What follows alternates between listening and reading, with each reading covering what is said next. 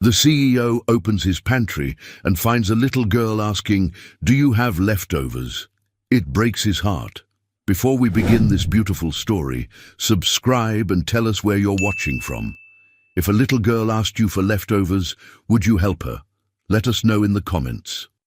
The December wind rattled the floor-to-ceiling windows of Michael Carson's penthouse as he loosened his Italian silk tie, another 16-hour day finally behind him. At 38, he commanded a tech empire worth $3 billion, but tonight felt particularly hollow. The marble floors echoed his footsteps as he walked through rooms designed by world-renowned architects, each space perfectly curated, yet eerily empty. His stomach growled, reminding him he'd skipped lunch again. Michael headed toward the gourmet kitchen, its stainless steel appliances gleaming under ambient lighting. He reached for the pantry door, expecting to find his usual array of imported delicacies and organic produce. Instead, he found her. A small blonde girl, no older than 8, sat cross-legged on the Italian marble floor. Her clothes were clean, but clearly second-hand. A pink sweater with tiny holes near the hem, jeans patched at the knees.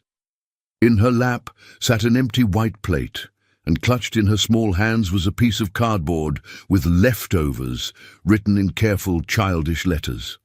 Michael's heart stopped. The child looked up at him with enormous blue eyes, completely unafraid despite being caught in a stranger's home. Around her, shelves groaned under the weight of expensive foods, artisanal cheeses, imported crackers, organic fruits, gourmet preserves. She hadn't touched a single item. "Excuse me, sir," she said politely, her voice barely a whisper. "Do you have any leftovers? I promise I'll eat whatever you don't want." The words hit Michael like a physical blow. This child had broken into his home, easily the most secure building in the city, had found herself surrounded by enough food to feed a family for months, and yet sat there asking for scraps with the devastating innocence of someone who knew hunger intimately. "Sweetheart," Michael managed, his voice cracking slightly as he crouched down to her level. "What's your name? How did you get in here?" "I'm Rebecca, but everyone calls me Becca," she replied, carefully placing her sign beside the plate. "I came through the service entrance when the cleaning lady was leaving. It's Christmas Eve, so there was only one security man, and he was helping someone with their car in the parking garage." She paused, then added with heartbreaking honesty, "Mommy says I shouldn't take things that aren't mine, so I waited to ask." Michael's throat tightened. This child had shown more integrity in 10 minutes than most adults he knew displayed in their entire lives. She could have taken anything, could have filled her plate and disappeared into the night, but instead she sat there with empty hands and a hopeful heart. "Where is your mommy, Becca?" he asked gently, noting how thin her wrists were, how her sweater hung loose around her small frame. "She's working her night job at the hospital. She cleans the floors and empties the trash cans." Becca's voice carried no shame, only matter-of-fact acceptance. "She has 3 jobs, but we still don't have much food at home. Yesterday we had crackers for dinner, and the day before we had soup from a can, but it wasn't very much." Michael felt his world tilt on its axis. He'd spent the evening in back-to-back meetings about quarterly profits and market expansion. While this child had spent it hungry enough to break into a stranger's home, the contrast felt obscene. "Becca, honey, you don't need to ask for leftovers," he said softly, reaching for a basket of fresh fruit. "You can have whatever you'd like." But she shook her head firmly, her blonde curls bouncing. "Mommy says charity makes people weak. She says we work hard for what we have, and we don't take handouts." "Nide," the words sounded rehearsed, obviously repeated often. "But leftovers aren't charity, right? They're just extra." The logic was devastating in its simplicity. This 8-year-old had found a way to maintain her family's dignity while addressing their desperate need. Michael had never met anyone, adult or child, who could navigate such complex emotional territory with such grace. He stood up, his mind racing. In his kitchen, he had a refrigerator full of gourmet meals prepared by his private chef, meals he often forgot to eat as he worked late into the night. Tomorrow, most would be thrown away to make room for fresh preparations. "Actually, Becca, I do have leftovers," he said, moving toward the refrigerator. "Quite a lot, actually. Would you like to take some home to your mommy?" Her face lit up like Christmas morning. "Really? You're not just saying that to be nice?" "I'm really not," Michael assured her, pulling out containers of braised lamb, roasted vegetables, fresh bread, and homemade soup. "In fact, you'd be doing me a favor. I hate seeing good food go to waste." As he packed the meals into grocery bags, Becca chattered about her day at school, about how she'd learned to write in cursive, about the book she was reading about a girl who lived in a garden. Her intelligence was obvious. She spoke with vocabulary far beyond her years, asked thoughtful questions, and displayed a curiosity that made Michael's chest ache with recognition. "Do you like to read, Mr.?" She paused, realizing she didn't know his name. "Michael," he supplied. "And yes, I love to read. What about you?" "I love books more than anything," she said earnestly. "But the library is far from our apartment, and Mommy can't always take me because she's working. Sometimes I read the same book over and over until I have it memorized." Michael made a mental note to do something about that. As he finished packing the food, Becca carefully folded her cardboard sign and tucked it into her pocket. "Thank you, Mr. Michael. This will make Mommy so happy. She won't have to choose between buying food and paying for medicine for her hands." "Medicine for her hands?" Michael asked, alarmed. "They hurt from all the cleaning she does." "Sometimes they bleed, but she can't afford the special lotion the doctor told her to buy." Becca said this with the same matter-of-fact tone she'd used to describe their dinner of crackers.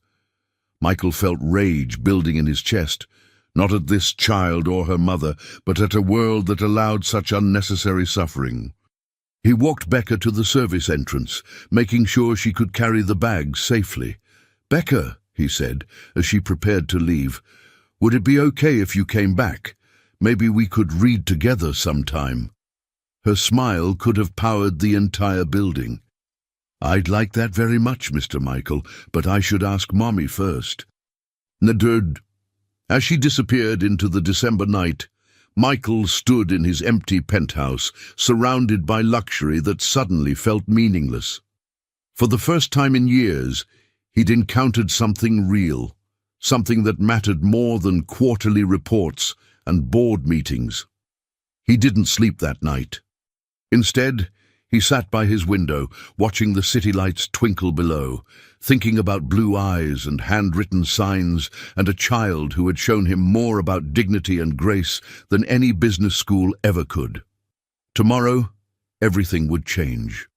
Michael arrived at his office the next morning after exactly 2 hours of restless sleep, but his exhaustion was overshadowed by unprecedented purpose. The 54th floor of Carson Technologies buzzed with its usual controlled chaos, but Michael barely noticed the flurry of assistants and executives vying for his attention. His mind remained fixed on a small blonde girl and her careful cardboard sign. "Sir?" His assistant, Janet, appeared beside his desk with a concerned expression. "The Morrison account meeting is in 10 minutes, and you have 17 missed calls from the Tokyo office." Cancel the Morrison meeting," Michael said without looking up from his computer screen, "and tell Tokyo I'll call them back this afternoon." Janet's perfectly plucked eyebrows shot up. The Morrison account was worth $50 million, and Michael had never cancelled a meeting without explanation. "Sir, should I reschedule for later today or—" "Later this week," Michael replied, his fingers flying across the keyboard as he searched for local elementary schools, food assistance programs, and anything else that might help him understand Becca's world better. For 3 hours, Michael researched with the same intensity he'd once applied to hostile takeovers. He learned about the city's underfunded school lunch programs, about families who made too much money to qualify for government assistance, but too little to make ends meet, about single mothers working multiple jobs just to keep the lights on. At noon, he did something he'd never done in 8 years of running the company. He left the office without explanation and drove to the city's Department of Public Records. "I need information about Sarah Thompson," he told the clerk, a middle-aged woman who looked like she'd seen every kind of human desperation. She would have applied for assistance programs in the last 2 years. The clerk's expression immediately grew suspicious. "I can't give out personal information about assistance applicants, sir. Privacy laws." "I'm not looking to invade anyone's privacy," Michael interrupted, then paused. How could he explain without sounding like either a stalker or a patronizing rich man? "Her daughter. She came to my home asking for food. I want to help, but I need to understand the situation first." Something in his tone must have convinced the clerk, because her expression softened slightly. "Look, I can't give you specifics, but I can tell you that if a child is going door to door asking for food, the situation is probably exactly as desperate as it appears." Michael spent the rest of the afternoon driving through Becca's neighborhood, a part of the city he'd never had reason to visit. The contrast to his penthouse was jarring. Buildings in need of repair, corner stores with barred windows, children playing in streets that should have had parks. He found Sarah's apartment building by checking the address Becca had mentioned the previous night. She told him about the bus route and the corner store, making it easy to locate. It was a 3-story walk-up with paint peeling around the windows and a front door that didn't quite close properly. According to the mailboxes, Sarah and Rebecca Thompson lived in 2B. Michael sat in his Tesla across the street for 20 minutes, debating whether to knock on their door. What would he say? How do you approach a mother to tell her that her 8-year-old broke into your home begging for scraps? The decision was made for him when he spotted a familiar blonde head bouncing down the street. Becca was walking home from the school bus stop, her small backpack looking enormous on her tiny frame. Behind her, about half a block away, he could see Sarah walking home from her day shift, clearly keeping her daughter in sight while giving her some independence. She moved with purpose despite her size, nodding politely to neighbors, carefully avoiding puddles that might damage her worn sneakers. Michael got out of his car and crossed the street. "Becca?" She looked up, and her face broke into the same radiant smile from the night before. "Mr. Michael, what are you doing here?" "I was hoping to meet your mother," he said honestly. "I'd like to talk to her about last night." Becca's smile faltered slightly.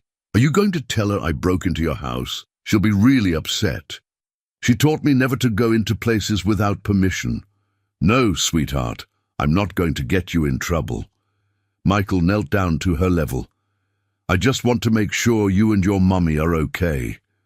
"We're fine," Becca replied with the same matter-of-fact tone she'd used the night before. "Mommy says we're always fine as long as we have each other." As if summoned by their conversation, a woman appeared at the top of the street, walking quickly despite the obvious exhaustion in her posture. Even from a distance, Michael could see the family resemblance. The same blonde hair, the same determined set to her shoulders. Sarah Thompson was beautiful in a way that had nothing to do with designer clothes or professional styling. Her beauty came from strength, from intelligence, from the kind of dignity that can't be bought or taught.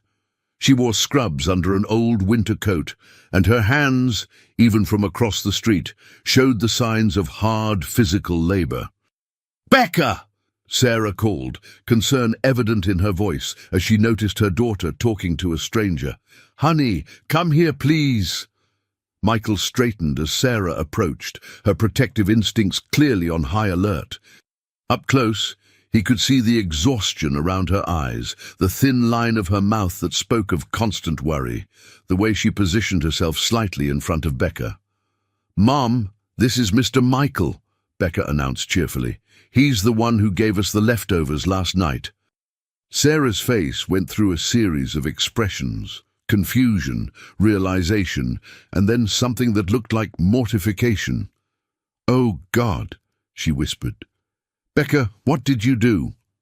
"I just asked for leftovers like you said was okay," Becca replied, clearly not understanding why her mother looked upset. "He was really nice, and he gave us so much food. We ate like kings last night." Sarah looked at Michael with a mixture of gratitude and shame that made his chest tight. "I'm so sorry," she said quickly. "I don't know how she got into your building, but I promise this won't happen again. We'll pay you back for the food somehow. Please don't apologize," Michael interrupted gently. "And you don't owe me anything. Your daughter showed more integrity in 10 minutes than most people show in a lifetime." Sarah's eyes searched his face, clearly trying to determine if he was being sincere or patronizing. Michael got the impression she'd dealt with plenty of both. "I'm Sarah Thompson," she said finally, extending a hand that was rough from work but held steady. "And while I appreciate your kindness, we don't accept charity." "It wasn't charity," Michael replied, shaking her hand and noting the strength in her grip. "It was leftovers, exactly like Becca said, food that would have been thrown away." "Nothing in your refrigerator was leftover," Sarah said with a slight smile that didn't reach her eyes. "I may be poor, Mr. Carson." "Michael Carson." Sarah's expression shifted as recognition dawned. "As in Carson Technologies, the billionaire Michael Carson?" Michael nodded reluctantly. He'd hoped to keep his wealth out of the conversation, at least initially. "Well," Sarah said, her voice taking on a cooler tone, "that explains the penthouse and the gourmet food. I should have known Becca had wandered into some rich person's charity case." "It's not like that," Michael said quickly, but Sarah was already reaching for Becca's hand. "Come on, baby, let's go upstairs." "But Mom," Becca protested. "Mr. Michael was really nice. He said maybe we could read together sometime." Sarah's protective instincts flared. "Becca, you can't just invite yourself to strangers' houses to read." Actually," Michael said carefully, "I was hoping to invite both of you to dinner. Nothing fancy, just. I'd like the chance to explain." Sarah studied his face for a long moment. Michael found himself holding his breath, recognizing that this moment would determine whether he'd ever see Becca again. "One dinner," Sarah said finally. "But we pay our own way." Michael wanted to argue, but something in Sarah's expression told him that accepting her terms was the only way forward. "There's a small cafe about 6 blocks from here. Nothing expensive, just good food." "Luigi's," Sarah said with the first genuine smile he'd seen from her. "Becca loves their breadsticks." As they walked toward the cafe, Becca chattering between them about her school day, Michael found himself studying Sarah from the corner of his eye. There was something about her that he couldn't quite place. An intelligence in her conversation, a way of observing details that suggested depths he hadn't yet discovered. At Luigi's, a neighborhood Italian place with checkered tablecloths and the kind of warmth that can't be manufactured, they found a corner booth. Becca immediately began working on the complimentary crayons and coloring sheet, leaving the adults to navigate the careful dance of getting to know each other. "So," Sarah said, breaking off a piece of breadstick, "what does a billionaire CEO want with a single mother and her daughter?" The question was direct, but not hostile. Michael appreciated her straightforwardness. "Honestly, I don't know yet," he admitted. "Last night changed something for me. Becca made me see things differently." "How so?" Michael chose his words carefully. "I've spent 15 years building an empire, surrounding myself with luxury, making more money than I could spend in 10 lifetimes. But I've never met anyone who understood true value the way your daughter does." Sarah's expression softened slightly. "She's special, always has been. Sometimes I think she's too good for this world." "Tell me about her father," Michael said gently. Pain flickered across Sarah's features. "David died 2 years ago. Car accident on his way home from work. He was a good man, funny, kind, devoted to Becca. We didn't have much money, but we were happy. I'm sorry. Thank you. Sarah watched Becca color, love evident in every line of her face. After David died, I had to make some hard choices. His life insurance barely covered the funeral costs, and I had to find a way to support us both. I'm working 3 jobs now, but it's still not enough. What kind of work did you do before? Sarah hesitated, then seemed to make a decision. I was a graphic designer, freelance mostly, small businesses, some corporate contracts. But after David died, I couldn't afford childcare for the hours I needed to work, and clients want immediate turnaround. I had to take jobs with more predictable schedules. So you're cleaning floors and working nights? I'm taking care of my daughter, Sarah corrected firmly. Whatever it takes. Michael felt something shift in his chest, a recognition of strength that humbled him. Sarah, what if I told you I might have freelance design work available? Something you could do from home, on your own schedule. A suspicion immediately returned to her eyes. I'd say that sounds too convenient to be real. It's not charity, Michael said quickly. My company actually does need design work. We're launching a new public initiative next quarter, and our current team is overwhelmed. Sarah studied his face for a long moment. What kind of initiative? Educational technology. We're developing apps and programs to help underprivileged kids access quality learning resources. Something flickered in Sarah's expression. Interest, maybe even excitement. I've always believed technology could level the playing field for kids like Becca. Then you'd be perfect for the project.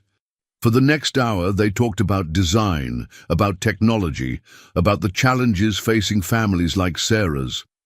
Michael found himself genuinely impressed by Sarah's insights, her creative thinking, her deep understanding of what families in her situation actually needed, rather than what well-meaning corporations thought they needed. As they prepared to leave, Becca tugged on Michael's sleeve.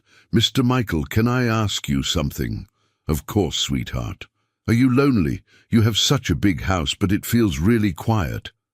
The question caught Michael completely off guard. Adults had spent years trying to figure out how to ask him personal questions, but this 8-year-old had cut straight to the heart of things. Sometimes I am lonely, yes, he admitted. Becca nodded solemnly. Me and Mommy get lonely sometimes too, even though we have each other. Maybe we could all be less lonely together. As they walked back towards Sarah's apartment building, Michael felt something he hadn't experienced in years. Hope. Not the hope that came with closing a business deal or achieving a professional goal, but the deeper hope that came with human connection. He didn't know what the future held, but for the first time in longer than he could remember, he was excited to find out.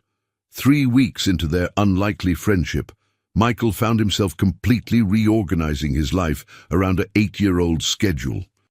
Tuesday and Thursday evenings were now dedicated to reading time with Becca, while Sarah worked on design projects in his home office. Saturdays had become grocery shopping expeditions where Becca helped him pick out real food instead of his usual imported delicacies. It was during one of these Saturday trips that Michael first noticed they were being watched. Mr. Michael, why is that man taking pictures of us? Becca asked, tugging on his coat sleeve as they stood in the produce section of Thompson's Market, a small grocery store in Sarah's neighborhood. Michael followed her gaze and spotted a man with a telephoto lens partially hidden behind a display of oranges. His blood chilled. As a prominent businessman, he was no stranger to paparazzi, but they'd never followed him to a neighborhood grocery store before. Just ignore him, sweetheart, Michael said, steering Becca toward the checkout. But his mind was racing. If photos of him shopping with Becca hit the tabloids, the speculation would be inevitable and damaging. That evening, as Sarah worked on logo designs for the educational initiative, Michael broached the subject carefully. Sarah, I need to tell you something about my public profile, he began, settling into the chair across from her in his office. She looked up from her tablet, immediately alert to his serious tone. What kind of something? I'm not just successful, I'm visible, very visible. And lately there have been photographers following me around. Following you where? To the grocery store, to Luigi's, here. Michael ran a hand through his hair. If they publish photos of me with Becca, people will make assumptions. They'll create stories that aren't true. Sarah's expression darkened. What kind of stories? The kind that sell magazines. They won't care about the truth. They'll create whatever narrative gets the most attention. And what narrative would that be? Sarah asked, though from her tone, Michael suspected she already knew. Rich man, single mother, cute child. They'll either paint you as a gold digger or me as someone with inappropriate intentions. The words tasted bitter in his mouth. Sarah was quiet for a long moment, her fingers still gripping the stylus. So, what are you saying? That we need to stop seeing each other? No, Michael said quickly. I'm saying we need to be careful. Maybe meet at different places, vary our routine. Hide, Sarah said flatly. I prefer to think of it as being discreet. Sarah set down her tablet and looked at him directly.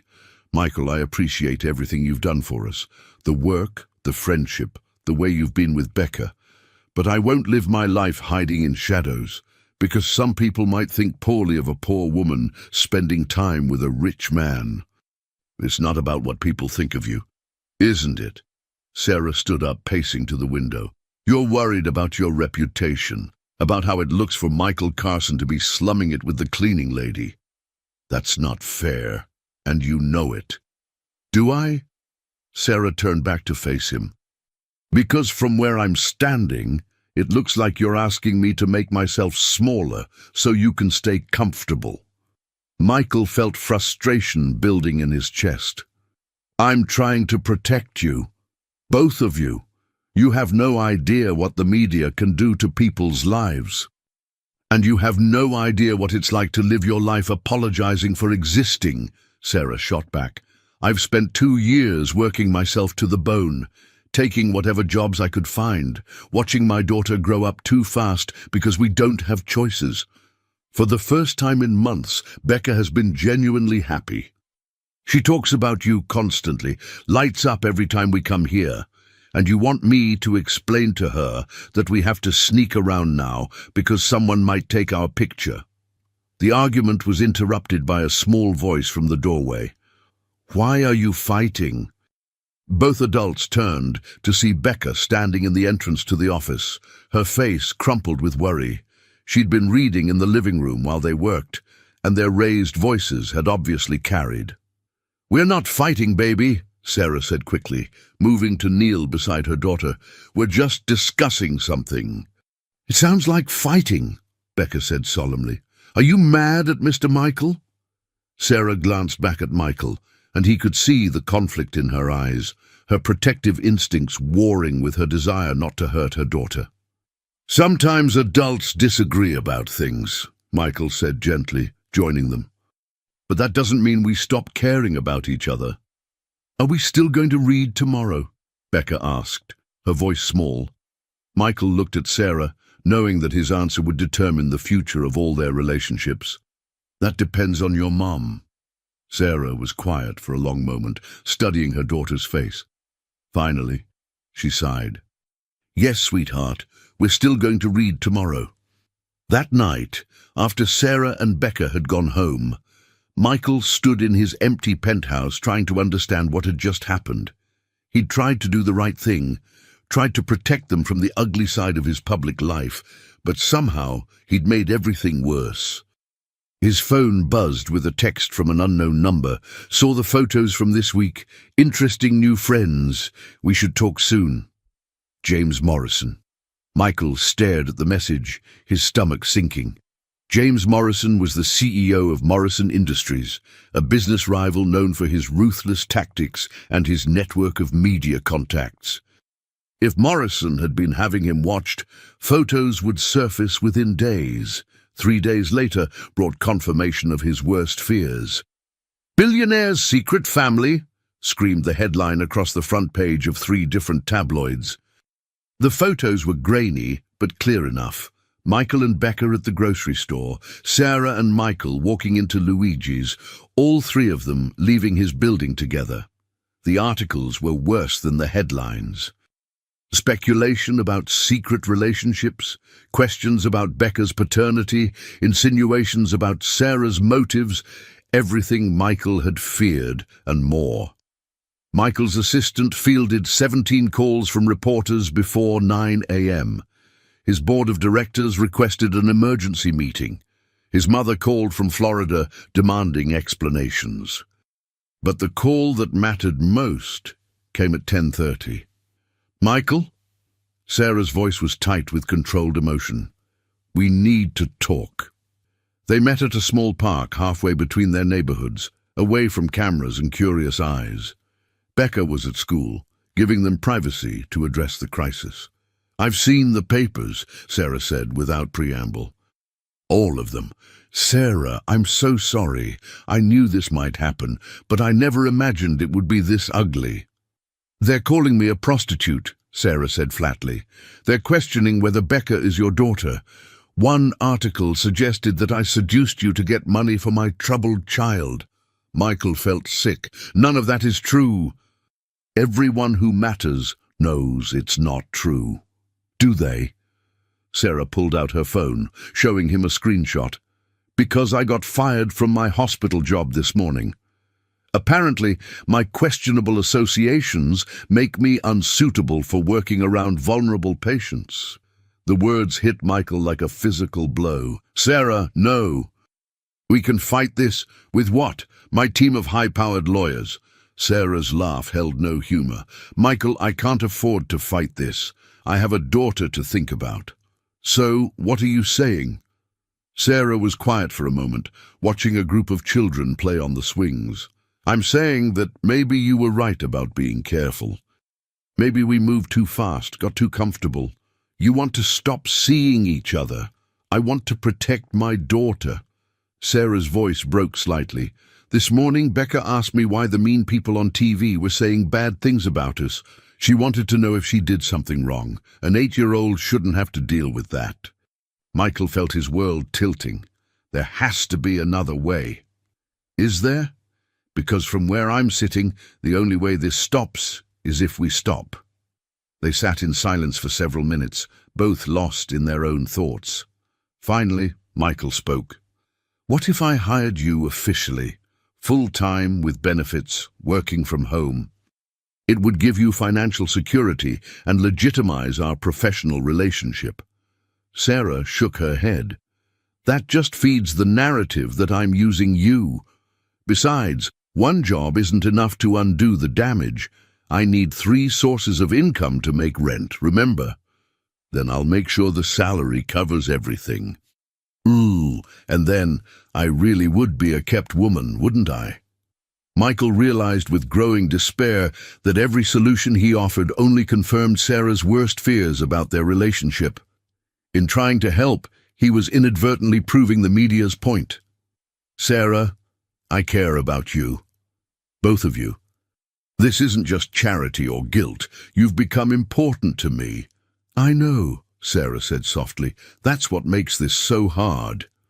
A week later, Michael found himself back where it all started, standing in his empty pantry, staring at the spot where he'd first found Becca. The shelves were full again, stocked with expensive ingredients he had no appetite for. Sarah had taken Becca to stay with her sister temporarily while maintaining their apartment lease. Not far, they'd stayed 2 towns over for a few weeks, but long enough to escape the immediate media attention and find new work opportunities. Michael had tried calling, but Sarah's phone went straight to voicemail. He'd tried visiting, but the house was empty. He'd even hired a private investigator, but stopped himself before making the call. The last thing Sarah needed was more evidence that rich men thought they could buy whatever they wanted. The design project sat unfinished on his computer. The educational initiative had been put on hold pending the resolution of recent personal matters. Everything he'd built with Sarah and Becca had crumbled in the span of a week. But as Michael stood in his pantry that December evening, exactly 1 month after finding Becca, he made a decision. He couldn't undo the damage that had been done, couldn't take back the headlines or restore Sarah's lost job, but he could make sure that no other family would have to choose between dignity and survival. By morning, he would announce the Carson Foundation, a non-profit dedicated to providing educational opportunities and financial support for single-parent families. It would be funded with $50 million of his personal wealth, operated with complete transparency, and designed to help families without the invasive attention that had destroyed his relationship with Sarah. It wasn't love.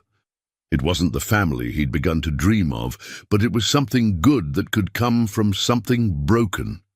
And maybe, someday, it would be enough to convince Sarah that his feelings for her had been real.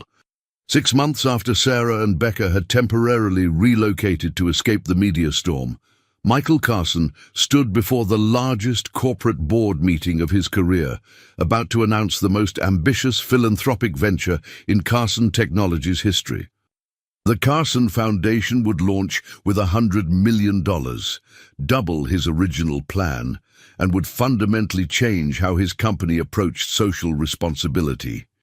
The foundation will focus on educational equity, Michael told the assembled board members, his voice carrying the conviction that had been missing from his business presentations for months. We'll provide technology, funding, and mentorship to single-parent families, helping children access the same quality education regardless of their economic circumstances. Board member Patricia Williams raised a perfectly manicured hand. This is quite generous, Michael, but shouldn't we be concerned about the recent media attention? Some might see this as damage control rather than genuine philanthropy. Michael had expected this question. The tabloid scandal had eventually died down, but the business community had long memories. The Foundation's mission isn't about repairing my image. It's about addressing a real problem with real solutions. What he didn't tell the board was that every policy, every program, every detail of the foundation had been designed with one specific family in mind. The scholarship criteria perfectly fit Becca's academic profile. The parent support programs addressed exactly the challenges Sarah had faced. The work-from-home opportunities were tailored for single mothers with Sarah's skill set. It was an elaborate love letter to a woman who would probably never see it. After the meeting, Michael returned to his office to find his assistant Janet waiting with an unusual expression of excitement. "Sir, you need to see this," she said, handing him a manila folder. "It came through our general inquiries, but when I saw the portfolio—" She trailed off, shaking her head in amazement. Michael opened the folder and felt his heart stop. The letterhead read, S. Mitchell Design, clearly a new business name, but the work inside was unmistakably Sarah's. Her portfolio had expanded dramatically since he'd last seen it, showcasing designs that were nothing short of revolutionary. She'd created an entire visual identity system for educational technology that was brilliant, innovative, and exactly what his company had been struggling to develop for the past 6 months. Her understanding of how to make complex technology accessible to children was intuitive and sophisticated, light years beyond anything his current design team had produced. At the bottom of the folder was a business card with a local address and phone number. Michael stared at the card for 10 minutes, his heart racing. Sarah was back in the city. She was freelancing again, and somehow, impossibly, she had submitted work to his company without knowing he was the CEO. His hands shook as he reached for the phone. "Carson Technologies, this is Michael Carson," he said, when a familiar voice answered. The silence on the other end stretched so long that Michael wondered if the call had been disconnected. Finally, Sarah spoke. "I should have researched the company more thoroughly," she said, her voice carefully neutral. "Sarah, please don't hang up." I'm not going to hang up. I'm a professional and you called about business. The formality in her tone hurt more than anger would have. Your portfolio is incredible. The education tech concepts are exactly what we've been looking for. Thank you. However, given our history, I think it would be better if I withdrew my proposal and recommended another designer. Don't do that. The desperation in Michael's voice surprised them both. Sarah, this isn't about us. This work is too important, too perfect for the project. The kids who will benefit from this design deserve your talent, regardless of what happened between us. Another long pause. What exactly are you offering? A 6-month contract to develop the complete visual identity for our educational initiative. The pay is... Michael named a figure that was more than Sarah had made in her best year as a freelancer. That's too much, Sarah said immediately. It's exactly what the work is worth, maybe less. Michael, I can't. This isn't charity, Sarah. It's business. I'll send you the project specifications, and you can decide if you want to work on it. If you do, we'll meet in my office like any other professional engagement. If you don't, I'll understand. After Sarah hung up, Michael sat in his office staring out at the city skyline, hardly daring to hope. For the first time in months, the future felt like it might hold something other than regret. 3 days later, Sarah Thompson walked into Carson Technologies wearing a navy blue dress suit that transformed her from the exhausted single mother he remembered into the consummate professional she'd always been capable of being. Her hair was styled in a sleek bun, her portfolio case was leather and expensive, and her handshake was firm and confident. "Mr. Carson," she said formally, "thank you for considering my proposal." "Ms. Mitchell," he replied, playing along with her professional persona. "Please, have a seat." For the next 2 hours, they discussed the project with the kind of focused intensity Michael had always loved about business meetings. Sarah's insights were brilliant, her questions thoughtful, her creative vision exactly what the initiative needed. She'd clearly spent considerable time researching not just the technical requirements, but the psychological and educational theories behind effective learning tools. "One thing I want to clarify," Sarah said as their meeting wound down. "Where is Becca during all this?" Michael's carefully maintained professional demeanor cracked slightly. "How is she?" "She's good, really good. She's at a new school now, and she's thriving academically. She made friends quickly." Sarah paused.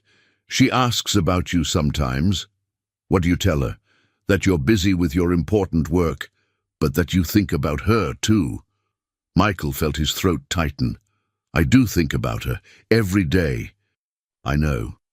Sarah's professional mask slipped for just a moment, revealing something softer underneath.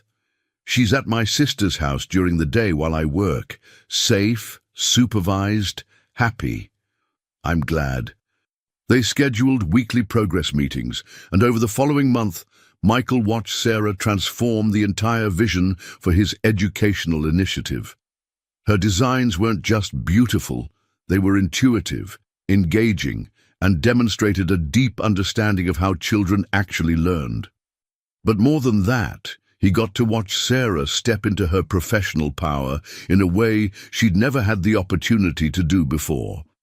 Her confidence grew with each presentation, her creative voice became stronger, and her business instincts proved to be formidable.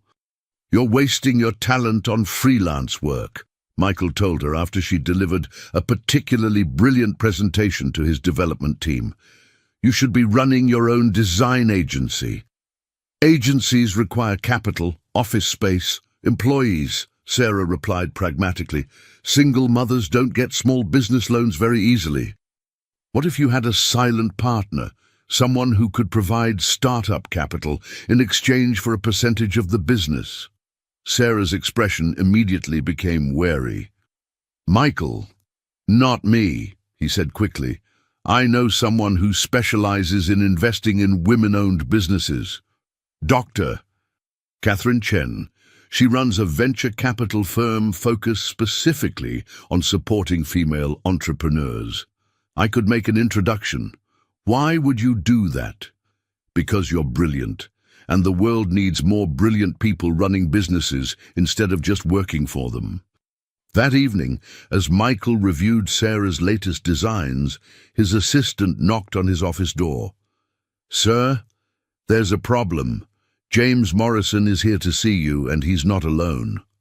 Michael looked up to see his longtime business rival standing in his doorway, flanked by two men in expensive suits and one woman with a recording device. "Michael, we need to talk," Morrison said, his smile predatory. "About your foundation, your new designer, and some very interesting connections I've discovered." Michael's blood ran cold. Morrison had obviously been watching, waiting for the right moment to strike. Whatever he'd discovered, it was about to change everything. "Gentlemen, lady," Morrison continued, settling into a chair without invitation, "I think you'll find this conversation very enlightening." Michael kept his expression neutral as Morrison settled into the chair across from his desk, but internally, alarms were blaring. James Morrison never made social calls, and the presence of lawyers and a journalist suggested this was either blackmail or corporate warfare. "What can I do for you, James?" Michael asked, his voice deliberately calm. Morrison smiled like a shark sensing blood. "It's what I can do for you, old friend. See, I've been following the Carson Foundation's progress with great interest. Quite a coincidence that your new star designer happens to be the same woman from those unfortunate tabloid photos last year. Ms. Mitchell was hired based solely on the quality of her work," Michael replied evenly. "Of course she was." Morrison pulled out a tablet and swiped to what appeared to be financial records and foundation documents. "Though I find it fascinating that the foundation's scholarship criteria are so specific, my contacts at the Department of Education were quite helpful in providing the public filing documents. Almost as if they were designed for one particular child." Michael felt his jaw tighten, but said nothing. "Here's what's going to happen," Morrison continued, leaning forward. "My company has been developing a competing educational platform, but we've been lacking a certain visual sophistication. I'd like to offer Ms. Mitchell a position with my company. Head of design, corner office, salary that's triple what you're paying her. She's under contract with us. Contracts can be broken, especially when questions arise about the legitimacy of the hiring process." Morrison gestured to the woman with the recording device. "This is Rebecca Hartwell from Tech Industry Weekly. She's been investigating some very interesting patterns in your foundation's operations." The journalist leaned forward. "Mr. Carson, can you comment on allegations that the Carson Foundation is essentially an elaborate personal charity designed to benefit one specific family?" "The foundation serves hundreds of families," Michael replied, but he could see where this was heading. Morrison laughed. "Come now, Michael. We both know that's not entirely accurate. The foundation has approved exactly 12 applications in 6 months, and every single one happens to fit the exact profile of families in Ms. Mitchell's demographic. Single mothers, children aged 7 to 10, specific income brackets. It's almost like you had one family in mind when you wrote the criteria." Michael realized with growing horror that Morrison had done his homework. The foundation was legitimate and did help real families, but Morrison was right about the suspicious specificity of the criteria. "Here's my offer," Morrison continued. "Ms. Mitchell comes to work for me, and I forget about this interesting conversation. She stays with you, and tomorrow's headline will be 'Billionaire Creates Fake Charity to Win Back Secret Girlfriend.' That's extortion. That's business. You have 24 hours to convince her to take my offer." Indeed, after Morrison and his entourage left, Michael sat in his office staring at his phone, paralyzed by the impossible choice before him. If he warned Sarah about Morrison's ultimatum, He'd have to explain the Foundation's true purpose, which would confirm every suspicion she'd ever had about his motives. If he didn't warn her, she'd be blindsided by an offer designed to destroy their professional relationship. His phone buzzed with a text from Sarah. "Emergency meeting tomorrow morning. Found something you need to see immediately." Michael barely slept that night, his mind racing through scenarios, none of which ended well. He arrived at his office the next morning to find Sarah already waiting, her face grim with determination. "Michael, we need to talk about Morrison Industries," she said without preamble. "Sarah, there's something I need to tell you first." "No, you need to listen." Sarah pulled out her laptop and opened a file. "Yesterday, Morrison's people approached me with a job offer, a very generous job offer." Michael's heart sank. "Did you accept?" "I turned them down, obviously, but something about the whole thing felt off, so I did some research." Sarah's eyes were bright with anger. "Do you know what Morrison Industries' education platform actually does?" "I assumed it was similar to ours." "It's data mining. They're targeting low-income children and families, collecting personal information under the guise of educational assessment, and selling that data to marketing companies." Sarah's voice was shaking with fury. "They're literally profiting off the desperation of families like mine." Michael stared at her laptop screen, seeing financial documents, user agreements, and data collection protocols that painted a damning picture of Morrison's true business model. "There's more," Sarah continued. "I reached out to 3 families who beta tested Morrison's platform. All of them reported being bombarded with predatory advertising afterward. Payday loans, rent-to-own furniture, credit cards with horrible terms. They're using educational software to identify and target vulnerable families." Michael felt sick.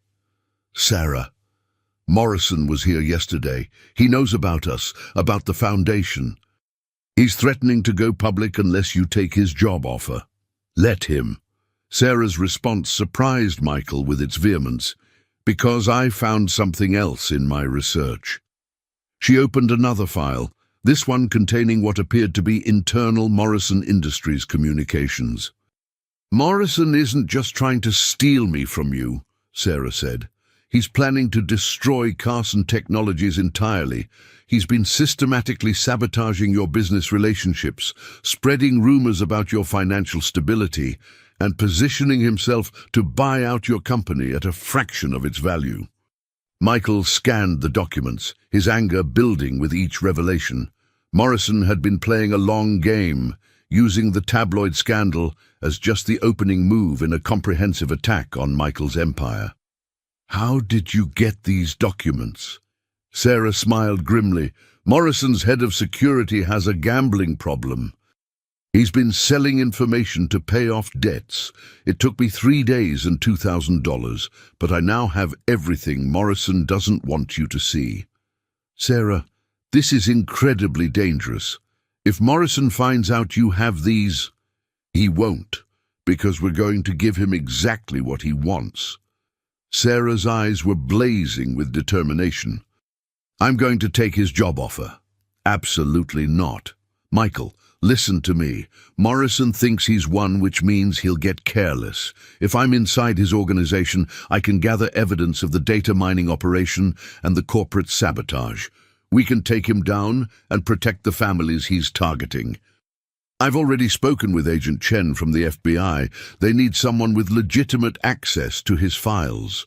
You'd be walking into a trap. Morrison isn't just unethical. He's dangerous." "I know. That's why I need you to trust me."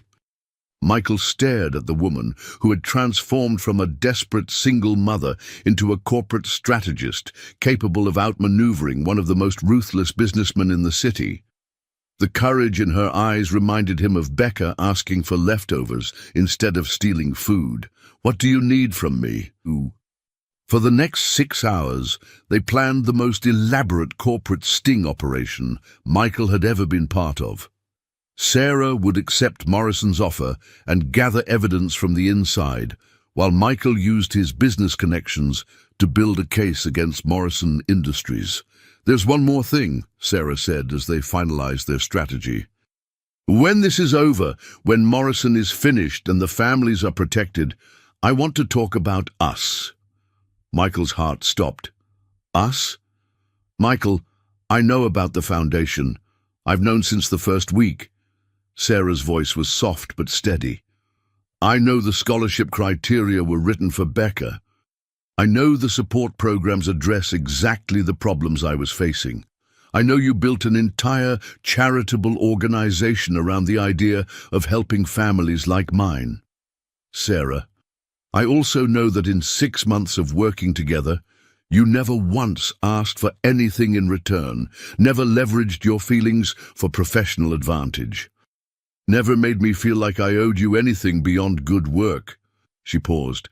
That's not charity, Michael. That's love. The words hung in the air between them, carrying 6 months of unspoken hope and carefully maintained professional distance. I love you too, Michael said quietly. I love both of you. I have since that first night in my pantry. I know. Sarah reached across the desk and took his hand. But first, we have to save your company and stop Morrison from hurting any more families. And after that? Sarah's smile was radiant. After that, we figure out what our future looks like. As Sarah prepared to walk into Morrison's trap, Michael felt something he hadn't experienced since his parents' death 15 years earlier. He had a family worth fighting for. The war was just beginning, but for the first time since Morrison had entered his office, Michael believed they could win. 3 weeks into Sarah's undercover operation at Morrison Industries, Michael was living on coffee and adrenaline, coordinating with federal investigators while maintaining the pretense that his company was slowly crumbling under Morrison's sabotage. Every day that Sarah spent inside Morrison's organization was another day she was at risk of discovery. The evidence she'd been gathering painted an even more horrifying picture than they'd initially suspected. Morrison wasn't just mining data from low-income families. He was actively targeting children of single mothers, collecting psychological profiles and selling the information to companies that specialized in exploiting family desperation. He's got files on over 10,000 kids, Sarah reported during one of their carefully orchestrated meetings in a downtown parking garage. Complete profiles, family financial stress levels, parental work schedules, academic vulnerabilities. He's literally created a marketplace for targeting vulnerable children. Michael felt sick. How much more evidence do we need? The FBI wants documentation of money changing hands. Morrison's paranoid enough to handle the biggest transactions personally, which means I need access to his private office. Absolutely not. We have enough to shut down the data operation. Let the federal investigators handle the rest. Sarah shook her head. Michael, there's something else. Morrison isn't just going after your company anymore. He's targeting the foundation. He's planning to expose our relationship and claim that the entire charitable operation is fraudulent. Let him. The foundation's books are clean. He's not planning to use facts, Sarah said grimly. He's planning to manufacture evidence, fake financial records, fabricated communications, planted documents that will make it look like the foundation was always just a way to funnel money to me and Becca. Michael felt the blood drain from his face. He could destroy everything. The foundation, my company, your design business. Not if we stop him first. Sarah's voice carried a determination that reminded Michael of Becca's stubborn courage. Tomorrow night, Morrison is hosting his annual investor gala. He'll be distracted and I'll have access to his private files. It's too dangerous. Michael, if we don't stop him now, Morrison wins everything. He destroys your company, frames the foundation as a fraud, and continues exploiting families like mine for profit. Sarah's eyes were blazing. I won't let him hurt another child the way he was planning to hurt Becca. The next evening, Michael attended Morrison's gala as a legitimate business rival, playing the role of the defeated competitor, making a last-ditch effort to salvage professional relationships. The ballroom glittered with influential guests who had no idea they were attending what would become Morrison's final public appearance as a free man. At exactly 9:30 p.m., Michael received a text from Sarah. "In position. Start your distraction." Michael approached Morrison at the center of the ballroom, surrounded by potential investors. "James, congratulations on your success. I think it's time we discuss terms for Carson Technologies." Morrison's smile was triumphant. "Ready to surrender, are we? Let's just say I'm ready to be realistic about my situation." As Morrison led Michael toward a private alcove to discuss the acquisition of Carson Technologies, FBI agents were already positioned throughout the building, waiting for Sarah's signal. In Morrison's office, 3 floors above the party, Sarah worked with the focused intensity of someone who understood that lives hung in the balance. Morrison's paranoia had served them well. He kept the most damaging evidence in a safe behind his desk, believing that physical documents were safer than digital files. Earlier that week, Sarah had watched him open the safe during a meeting, memorizing the 6-digit combination he'd carelessly entered, while she pretended to review contracts on her laptop. Sarah photographed financial records showing payments from data brokers, communications detailing targeting strategies for vulnerable families, and most damning of all, Morrison's personal notes about using manufactured evidence to destroy the Carson Foundation. At 10:15 p.m., her phone buzzed with an urgent text. "Morrison left the party. Coming up." Sarah's heart raced as she gathered the documents and closed the safe. She had perhaps 30 seconds before Morrison reached his office. As she moved toward the door, she heard voices in the hallway. Morrison and his head of security. "Something's wrong," Morrison was saying. "Carson was too eager to surrender. It felt like a performance." Sarah ducked into Morrison's private bathroom just as the office door opened. Through the crack under the door, she could see Morrison moving around his office, clearly agitated. "Sir, should I sweep for surveillance equipment?" the security chief asked. "Yes, check everything, if Carson is planning something."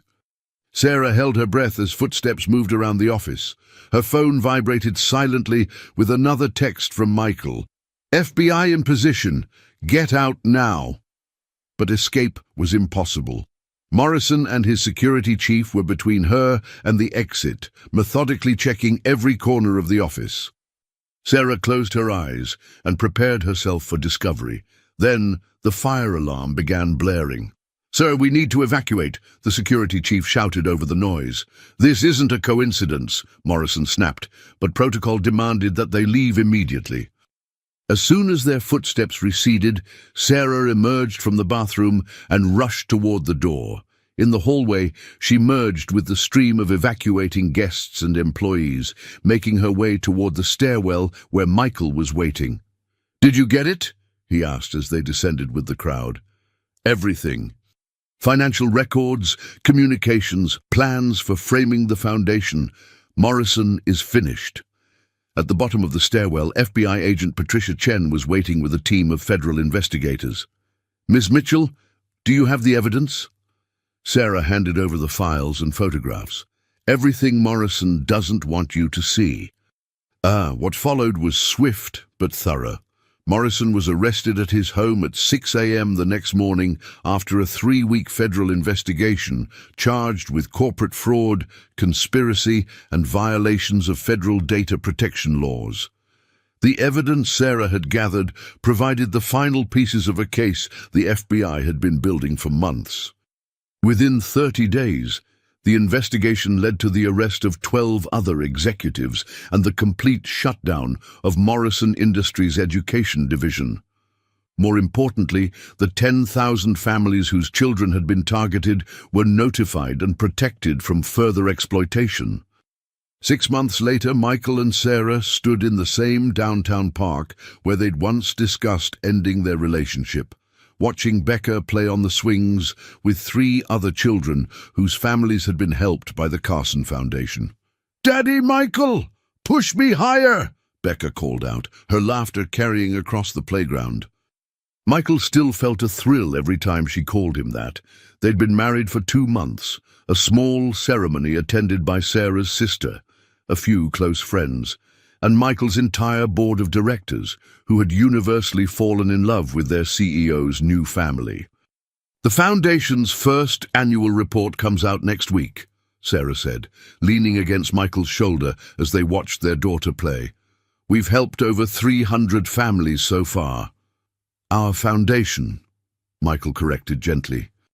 Sarah had become the foundation's executive director, bringing her intimate understanding of single-parent challenges to every program they developed. "I still can't believe how everything worked out," Sarah mused. A year ago, Becca was breaking into pantries asking for leftovers. Now she's got a trust fund for college and a father who reads to her every night. "She saved me," Michael said simply. "Both of you did. I spent 15 years building an empire, but I had no idea what I was building it for until I found you." Becca ran toward them, breathless with excitement. "Daddy Michael, Mommy, can we go get ice cream?"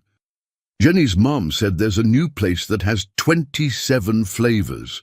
Michael looked at Sarah, who smiled and nodded.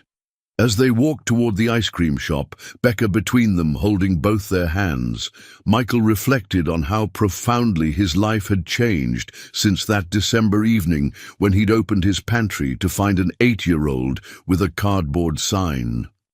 He'd gained a daughter who taught him about integrity, a wife who challenged him to be better, and a family that gave meaning to everything he'd built. But more than that, he'd learned that the most valuable things in life couldn't be bought or negotiated or acquired through business deals. They had to be given freely, with open hearts and empty hands, the way Becca had offered her trust that first night, the way Sarah had risked everything to save his company, the way love itself always worked when it was real. As they reached the ice cream shop, Becca looked up at him with the same bright blue eyes that had first captured his heart. "Daddy Michael, do you think other kids don't have enough ice cream money?" Michael and Sarah exchanged a look over Becca's head. Their daughter's compassion was as limitless as her curiosity. "Probably some don't, sweetheart," Michael said gently. "Then maybe we should buy extra and give it to kids who don't have ice cream money," Becca suggested, with the same matter-of-fact tone she'd once used to ask for leftovers. Sarah squeezed Michael's hand. "I think that's a wonderful idea." Betty.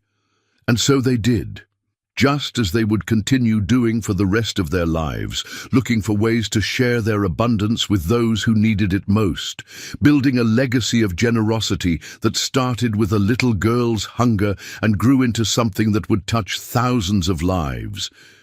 Love, Michael had learned, was never really about what you could give or receive. It was about recognizing the inherent worth in someone else and choosing every day to nurture that worth until it bloomed into something beautiful.